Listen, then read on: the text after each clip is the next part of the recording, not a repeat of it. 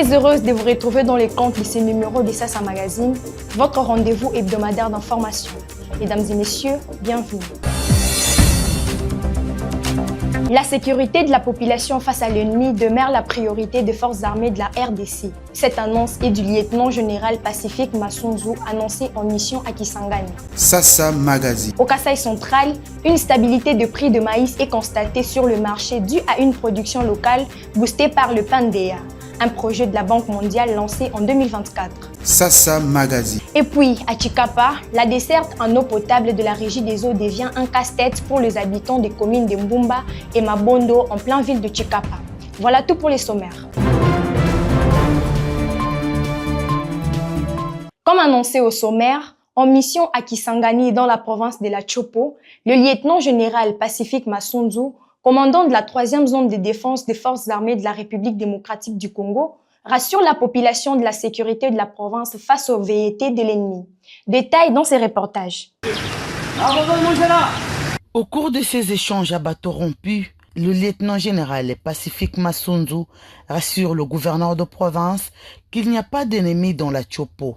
Ces grands officiers de forces armées de la République démocratique du Congo appellent donc la population au calme, à collaborer et surtout à faire confiance aux forces armées de la RDC. Il n'y a pas d'ennemis dans la province de la Chopo.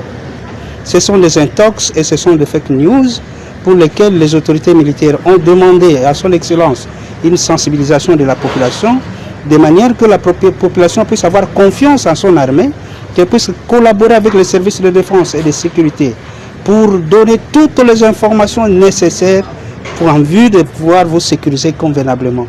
Quant à la situation sécuritaire dans la province du Nord et Sud Kivu, les porte-paroles précisent. La province du Nord Kivu n'est pas encore occupée par l'ennemi et celle du Sud Kivu.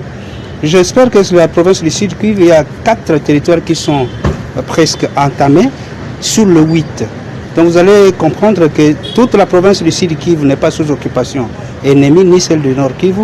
Comment voulez-vous que l'ennemi qui n'a pas encore fini à conquérir toutes les 2 provinces puisse parachuter et se retrouver dans la province de la Chopo? Pour ce faire, le lieutenant-général Pacifique Massunzu exhorte l'autorité provinciale à sensibiliser la population et à ne pas se fier aux fausses informations. L'impunité en RDC, ça suffit. C'est le message fort du procureur de la Cour pénale internationale, Karim Khan, dès son arrivée lundi à Kinshasa. Accueilli à l'aéroport par le point focal de la CPI en RDC, le professeur Taylor Lubanga, il a été reçu par le président Félix Tshisekedi. Karim Khan a dénoncé les violences dans l'Est. Il a lancé un appel à témoins sur les crimes du M23 et de l'armée rwandaise. Suivez. La Cour pénale internationale est impliquée activement dans une situation qui date de depuis 2004 en République démocratique du Congo.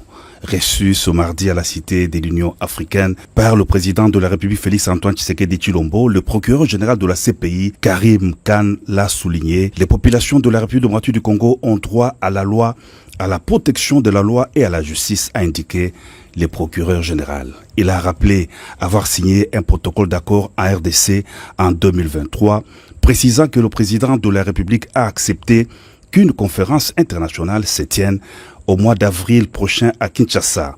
Le professeur Taylor Lubanga, qui a assisté à cette entrevue, parle de la conférence internationale de Kinshasa. Nous avons convenu avec le bureau du procureur depuis le mois de juin 2023 de mettre en place une conférence internationale qui sera chargée d'examiner les causes de la crise sécuritaire du pays, les causes des drames humanitaires, mais également l'instabilité que nous vivons depuis des années dans la partie orientale de notre pays. Voilà pourquoi cette conférence connaîtra la participation de plusieurs hauts cadres du monde pour pouvoir cogiter sur des solutions. L'une des solutions, c'est la mise en place d'une cour pénale spéciale qui va prendre en charge les auteurs des crimes qui n'ont pas été jugés par la Cour pénale internationale ou encore moins par les juges nationaux. Il va être question à l'occasion de cette conférence d'examiner les voies et moyens de l'instauration de cette Cour pénale spéciale pour le Congo et que nous attendons de tous nos vœux pour finalement arriver à une approche holistique et globale qui prendra en charge à la fois les crimes de la CPI et ceux qui seront commis ici, mais qui vont être jugés par un mécanisme mixte, c'est-à-dire le mécanisme constitué des experts de la CPI, donc le juge de la CPI, et les juges nationaux qui seront sélectionnés sur base d'un critérium connu de moralité des compétences, de manière à lutter durablement contre l'impunité des crimes les plus graves. Que tous les seigneurs de guerre, toutes les milices, dans n'importe quelle partie de la RDC, notent que nous sommes en train de trouver de nouvelles voies pour forger un nouveau partenariat avec la RDC, a dit le procureur général de la CPI. Il a émis le vœu que la RDC ait un futur glorieux auquel il a droit. C'est le temps des actions, a conclu le procureur général Karim Khan. Direction la province du Kasaï, où l'alimentation en eau potable de la régie des eaux devient un casse-tête pour les habitants des communes de Mbumba et Mabondo en pleine ville de Chikapa. Ils consomment l'eau impropre des puits creuseux et s'exposent aux maladies d'origine hydrique. Francis Kabongo pour plus de détails. Dans des communes de Mbumba et Mabondo n'ont pas l'accès à l'eau potable de la régie des eaux en pleine ville de Chikapa. La pénurie en cette denrée vitale a été causée par le retrait de la conduite d'eau à partir du centre de distribution suite à l'effondrement du dit pont qui servait de passage du grand tuyau qui alimentait les habitants des communes si haut citées. 4 ans déjà passés, cette population n'utilise que les eaux non traitées des puits creusés au risque de leur vie par deux maladies d'origine hydrique telles qu'explique cette maman contactée par Sasa Studio.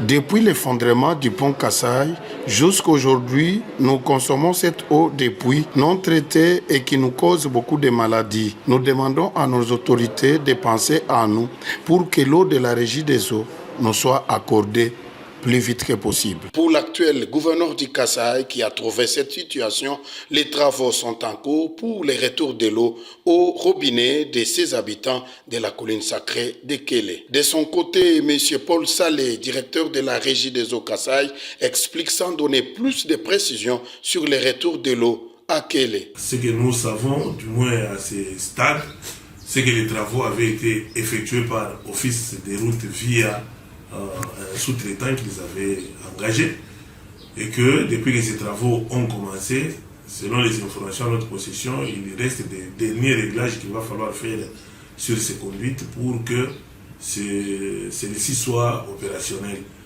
Donc, comme vous le savez, en règle générale, lorsqu'on demande les travaux comme ça, il va falloir que l'entreprise qui a exécuté les travaux puisse remettre les travaux, puis un ouvrage qui soit remis à celui qui avait demandé l'exécution de ces travaux. C'est seulement après réception de ceci que nous, Régie des eaux, pouvons à notre tour aussi faire en sorte que nous puissions donner de l'eau aux gens de Kélé. Notons que la consommation d'eau impropre est l'élément déclencheur de plusieurs maladies d'origine hydrique aux conséquences incalculables. Autre coin, autre actu. Très bonne nouvelle pour le Kanangé. Le prix du maïs a fortement baissé sur le marché. Une baisse due à une production locale boostée par le PANDEA, un projet de la Banque mondiale lancé en 2024. Grâce aux semences distribuées aux petits exploitants, le marché est bien approvisionné. Retrouvons Passi Kabouya, Freddy Million Bouéboué et André Katende. À Kananga, il s'observe sur le marché une baisse de prix de maïs. La mesurette communément appelée Meka s'y vend à 2500 voire 2200 francs congolais, alors que dans la même période, on pouvait voir les Kanangais l'acheter à 7000 jusqu'à 10 000 francs congolais suite à la rareté de cette denrée alimentaire. Depuis le mois de juin, la mesurette se vendait à 4 000 francs congolais. Le mois de juillet, août et septembre, les prix étaient de 7 000 francs congolais. Et une baisse s'est constatée depuis novembre jusqu'à ce jour à cause d'une moisson abondante.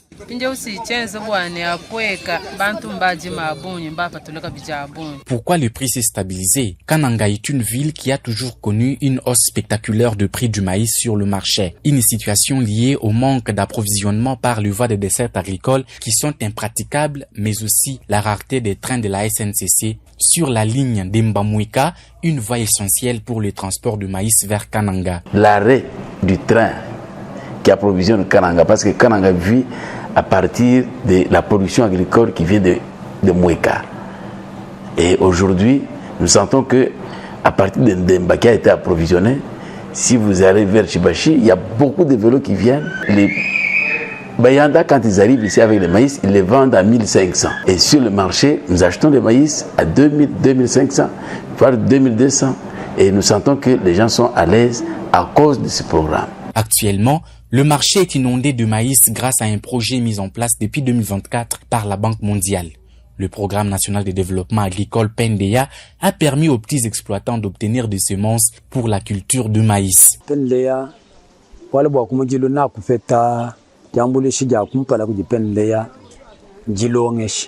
PNDA nous a d'abord formés et nous a aussi sensibilisés à travailler pour se nourrir à jamais.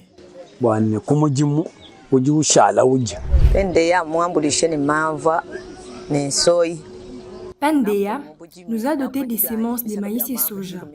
J'ai semé et récolté 12 sacs. J'ai vendu pour la scolarisation de mes enfants. PNDA nous a beaucoup aidés car on avait des champs, mais pas des semences. Que PNDA ne nous abandonne pas dans ces processus.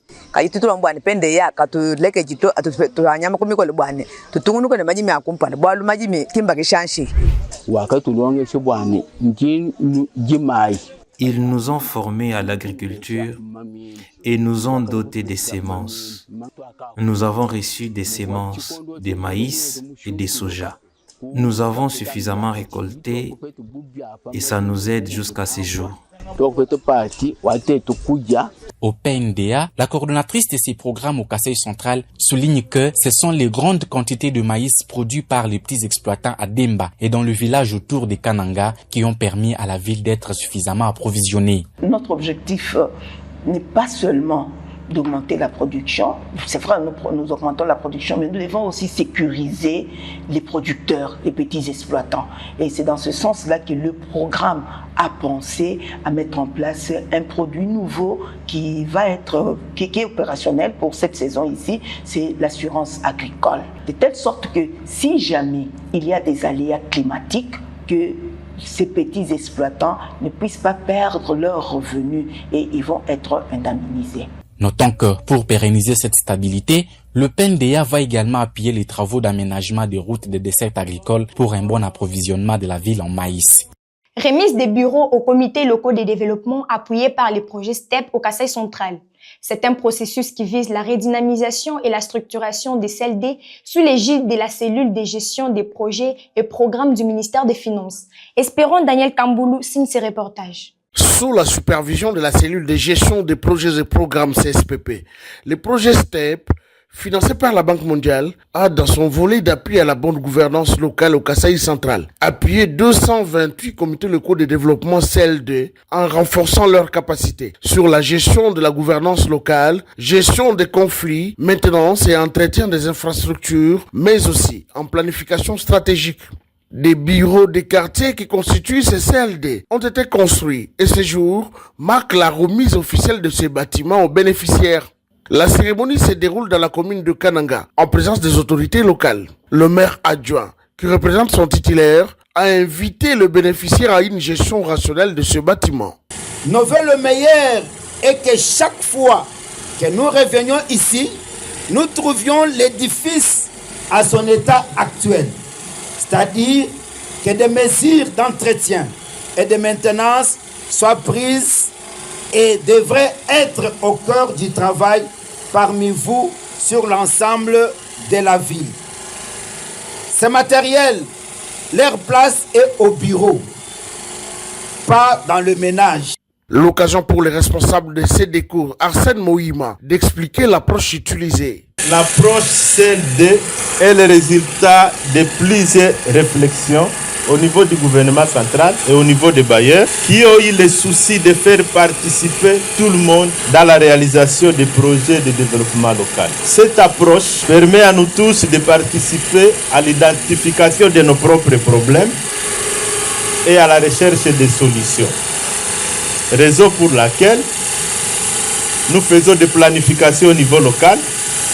Nous avons l'obligation de faire la mise en œuvre de nos planifications, le suivi et l'évaluation de nos actions nous concerne nous tous. Au nom des bénéficiaires, le chef de quartier Malandji a remercié le bailleur pour cette dotation.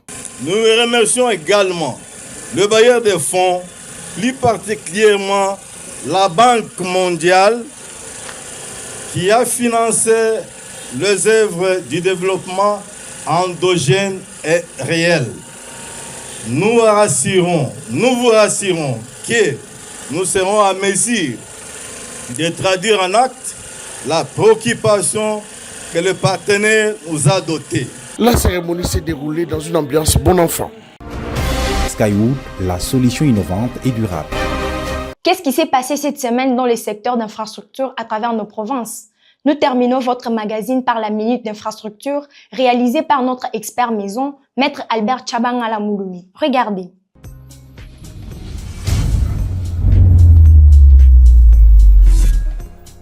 Mesdames et messieurs, bienvenue à la minute d'infrastructure. Malgré la guerre nous imposée par les Rwandais à travers ce supplétif GEM 23, plusieurs infrastructures sont en train d'être construites à travers les pays. Rendons-nous par exemple dans la province du Lualaba, où Madame Fifi Masuka, gouverneure de cette province, est en train de construire un nouveau bâtiment du gouvernement provincial à côté d'un autre qui existe déjà ici. Madame veut à ce que tous les services de l'État et d'autres ministères qui sont locataires ne puissent plus l'être. Au niveau de la province de la Chopo, plus précisément Kisangani, on a lancé les travaux du port à sec par le gouverneur de cette province, et au niveau de la voirie urbaine de Kisangani, l'asphaltage a commencé sur plusieurs avenues de cette ville. Et ici à Kinshasa, par exemple, au niveau de l'avenue Kassai, les travaux ont commencé. Avenue Dima, les travaux évoluent. L'avenue Colonel Ebeya, les travaux évoluent. Avenue Angata, les travaux évoluent très bien, mais sauf que sur l'avenue Kabinda, aussi sur l'avenue Kabambar, en tout cas rien n'est fait, malgré la présence de quelques moellons qui sont sur place, mais on n'a pas encore commencé les travaux à ce niveau-là.